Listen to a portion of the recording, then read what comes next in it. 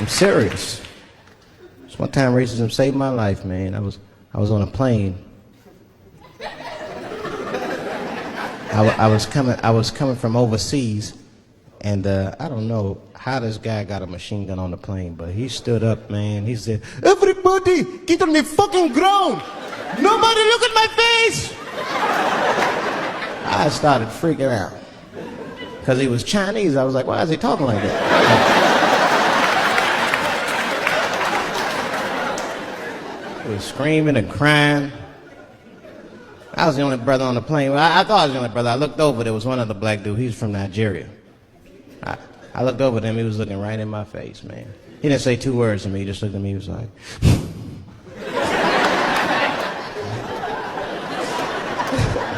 He didn't need to talk, I knew just what he was talking about. I looked right back at him, I was like...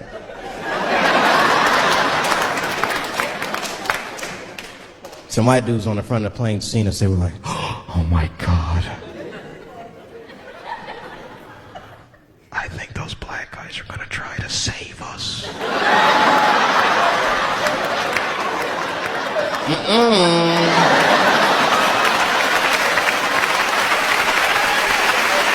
We were just communicating that we understood the situation. We were both seeing the same thing. What we understood was simple. Terrorists don't take black hostages. That's the truth.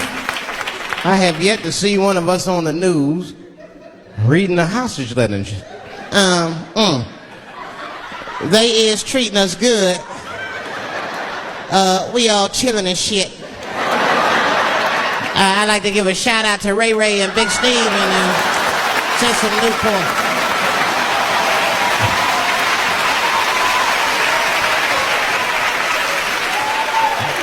You're not gonna see it. Terrorists are smart. They know what they're doing there, you know. They terrorists. They know black people's bad bargaining chips.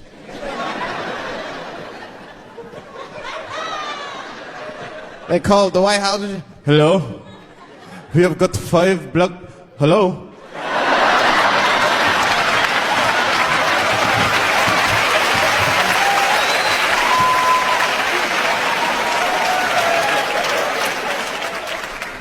You'd be back in D.C. You know, I was thinking, man, this is an election year. I'm asking you, you're a white guy, do you know who you're voting for yet? Don't know, do you? Now, you see that? You see what just happened here? Let me tell you something. That is a cultural thing. He knows who he's going to vote for. He's just not going to tell me. See? I've noticed that. That is a cultural thing. White people do not like to talk about their political affiliations. It's a secret. You ever ask a white guy who's voting for you? "Hey, Bob, who are you going to vote for?" Dave, whoa. Take it easy now. Take it easy. So anyway, I was fucking my wife in her ass, right? And I mean, it was something else. Yeah, but who are you voting for? Dave, come on with the voting. I'm trying to tell you about fucking my wife here. Ask me all these personal questions. They don't like to divulge that information because it matters to them. Black people talk about that shit. Black people will openly talk about politics. Black people will openly talk about beating up politicians and shit. If I see George Bush, I'll kick his motherfucking ass for cutting my Medicaid. Okay, you understand. I would just say it. But there's a reason for that. It matters more for them. It matters more. Black people see even when I vote, right? Which I don't. But even when I think about who I would vote for, right? I don't even look at their political policies. I just look at their character. You know what I'm saying now? You gotta read, no, I'm serious. You gotta read between the lines. You look at Clinton, and black people like Clinton, because we've seen him on the campaign. I saw one thing on the campaign trail. He actually just picked a black baby up and kissed him. "Come here, you little nigger baby." Mwah! Just kissed him. I said, I like that. He did not hesitate or nothing. You see George Bush Jr., he be there, ugh.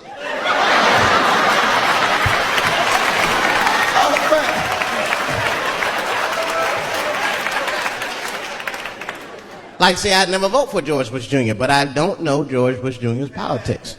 The only thing I know about George Bush Jr. is that guy sniffed cocaine. That's right.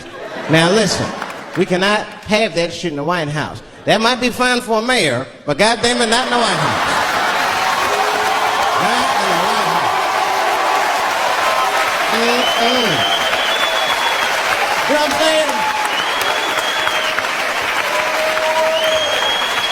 The stakes are too high in the White House. Can't have no cokehead president. He be selling nuclear secrets for $20, $30 and shit. He'll be in meetings embarrassing America. Come on. Sign the treaty, baby. I suck your dick. Like, what the? Mr. President. Like, Mr. President, that is not how we do business here, sir. Stop sucking the ambassador's dick. No, let them finish.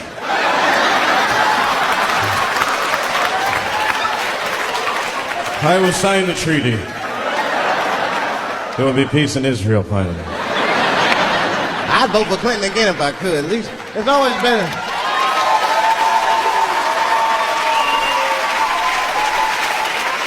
Now again, I'm not looking at his politics. Don't know what his politics are. I'm just looking at his behavior. I understand that kind of behavior. I know a lot of dudes with them shortcomings. Weed smoking fornicators. There's a lot of them. I mean, come on now. Let's be honest. Let's be honest. Bill Clinton was not the first president to do what he did. Now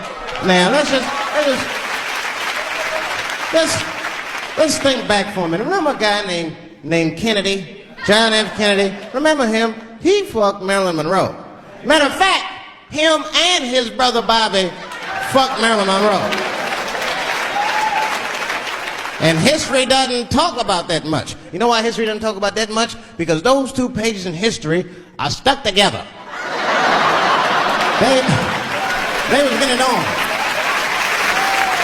They were getting it on. I seen the tapes. Remember the tapes? She'd be singing on there. She'd just party, stressing them out. Happy birthday, Mr. President. Bitch, my family's here.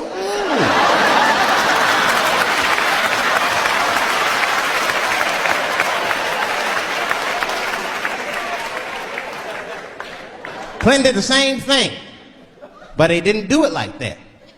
Because it's the year 2000, he's busier than Kennedy was. He was a busy man. Clinton did that kind of thing the way busy men do it. You know what busy men do?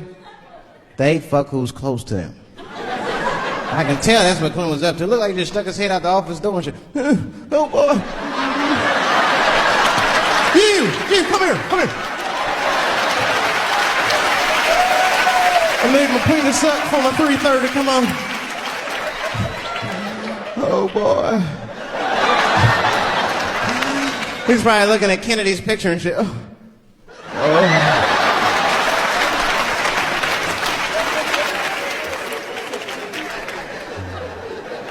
And then to top it off, he